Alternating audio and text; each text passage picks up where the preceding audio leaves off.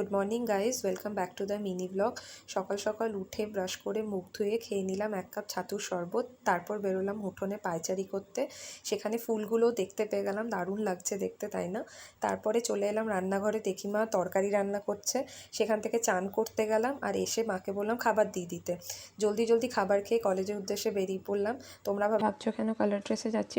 সামনে ফেস্ট, তো সেই জন্য আমরা কলেজে কিছু কাজ করতে যাচ্ছি এবং নাচ প্র্যাকটিসও করতে যাচ্ছি। তারপর একটু বন্ধুরা মিলে আনন্দ করে সেখান থেকে বিকেলবেলায় বেরিয়ে গেলাম সৃষ্টিনগরের জন্য।